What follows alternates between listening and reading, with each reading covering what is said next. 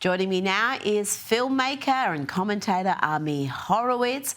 Now, we'll get to the serious discussion about today's peace talks shortly.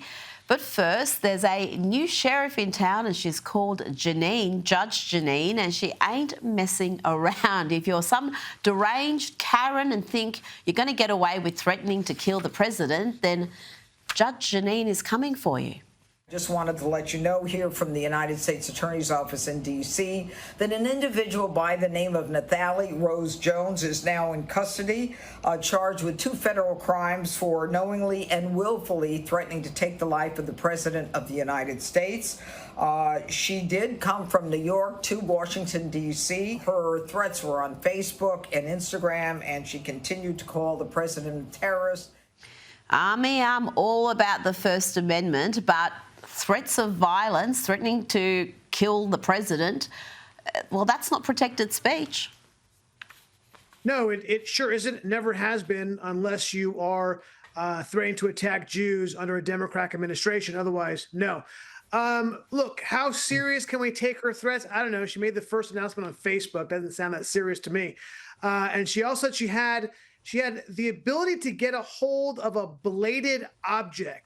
Does she mean a knife? Yeah, that doesn't seem too hard to get your hands on.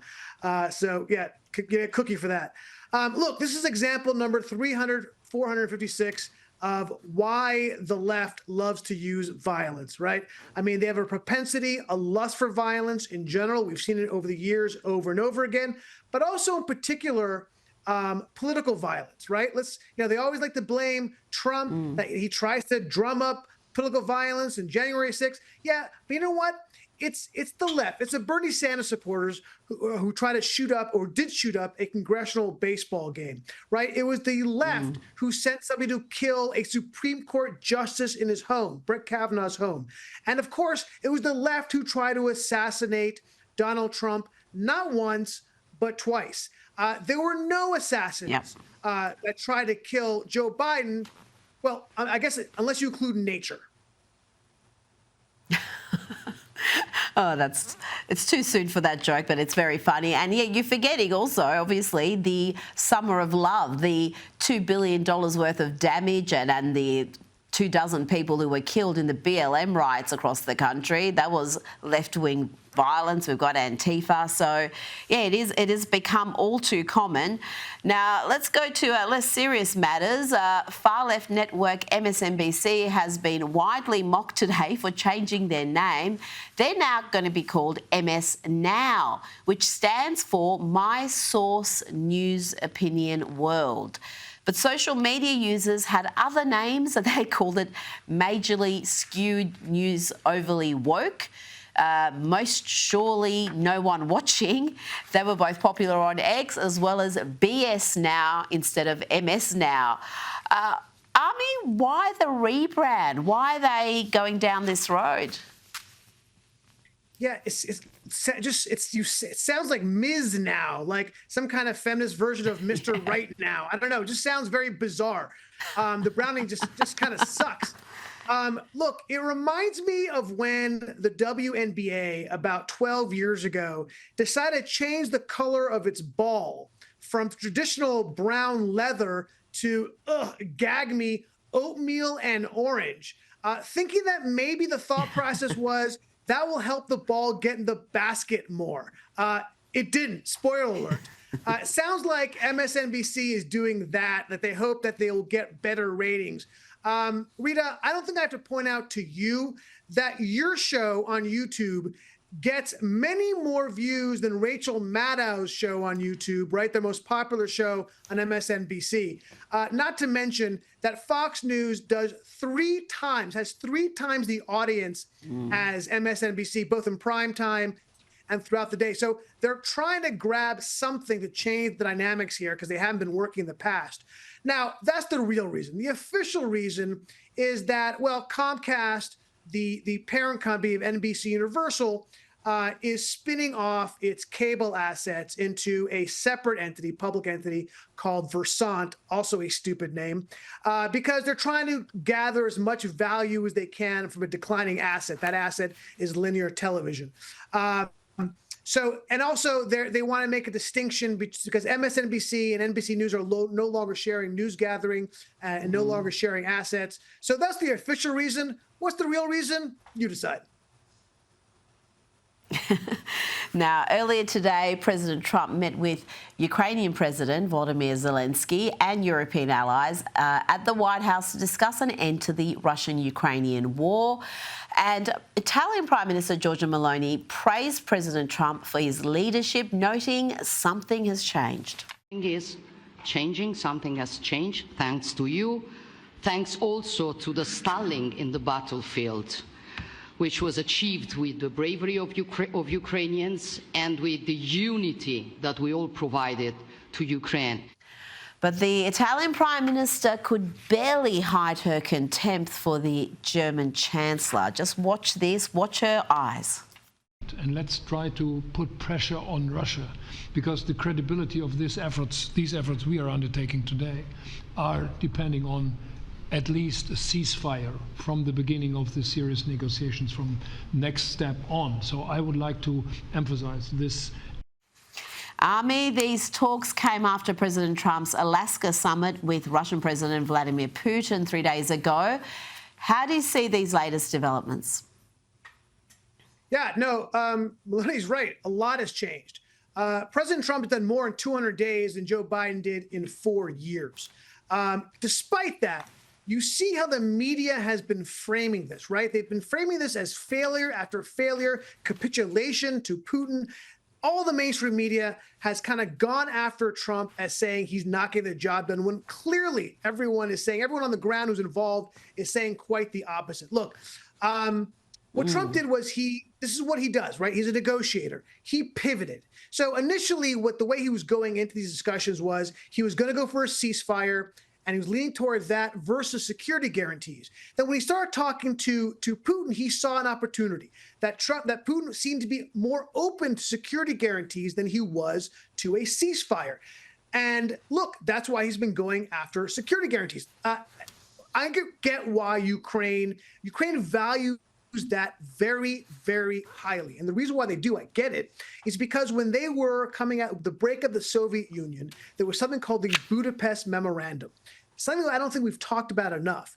It was the West, the United States and Europe, gave to Ukraine an assurance of national sovereignty. If you give up your nuclear weapons, we will make sure that your borders will stay secure against the predation of Russia. And of course, we just blew that off. And when Russia rolled in, Europeans did nothing, essentially. And under democratic administrations, they did nothing. So I understand why Ukrainians are looking and want that specifically. And that's what Trump is trying to offer them. But at the same time, look, I want to make sure we should be very careful about security guarantees and what they are, because I don't want to have, I'm a huge supporter of NATO. I don't want them in NATO. I'm sorry, huge supporter of Ukraine. I don't want them in NATO and have an Article 5 type protection, because we don't know what Ukraine could be like several years from now. Just to point out a couple things. In 2004, Ukraine was pro-Russian, right? And then in 2010, they became pro-Western. 2014, back to pro-Russian, and now they're pro-Western. So look, we have to be careful because we don't know what Ukraine will be 4, 5, 10 years now. They've changed a number of times over the last 25 years. So we need to be careful. But I think that's the way, the path we're going down is the path forward. Naomi, I want to play you a hot mic moment that many found fascinating. That's all we ask for, is fairness with the media. Thank you all very much. Appreciate it. Thank you very much.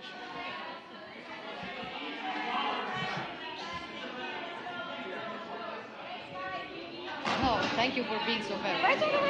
Dr. Donald. All the time. But he loves it. He loves it.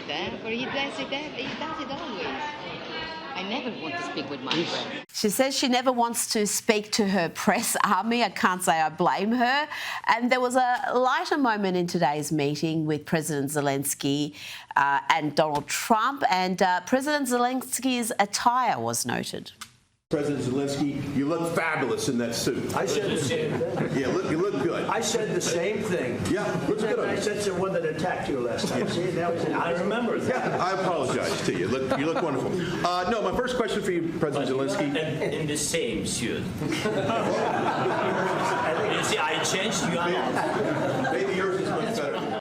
Army, Trump has overseen around half a dozen peace deals this year. Most of them no one has heard much about, really, Azerbaijan and Armenia, the Congo and Rwanda.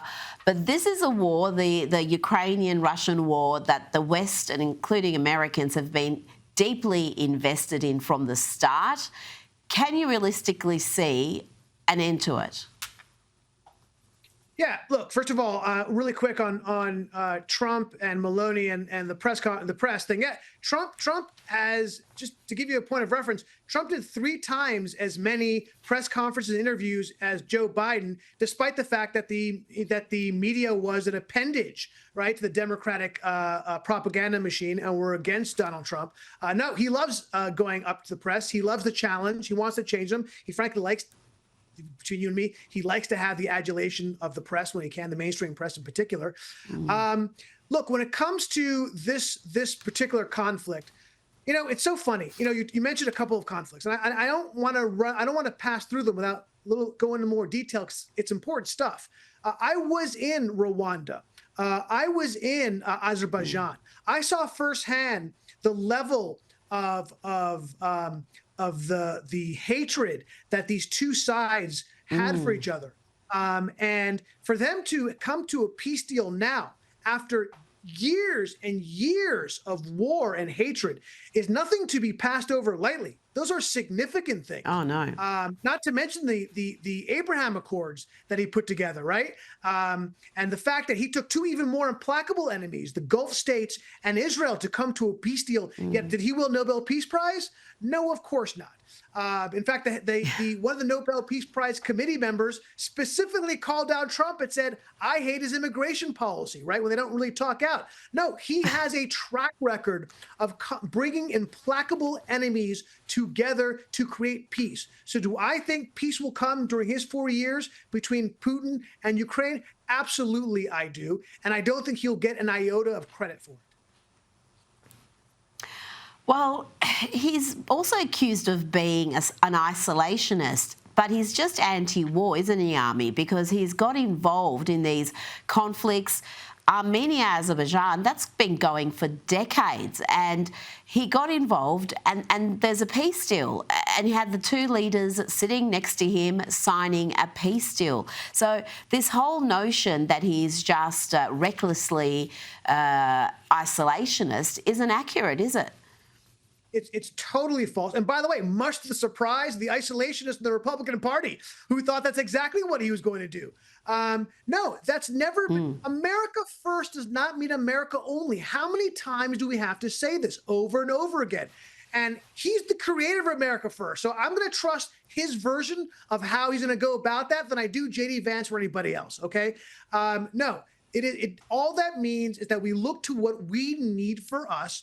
At the same time, peace through strength. When we're stronger, when we're taken care of, we have more leverage with other countries. That's exactly what we've seen him do. Exactly. You nailed it there, Army. Peace through strength. Army Horowitz, thank you so much for your time tonight.